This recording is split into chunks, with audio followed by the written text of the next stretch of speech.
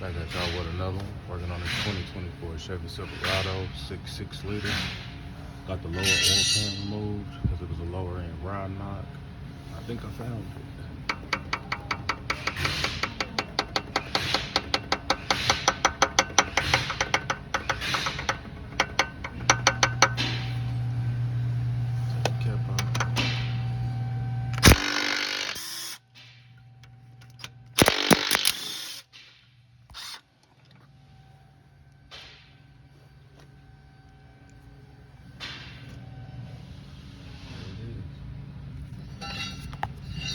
Gone.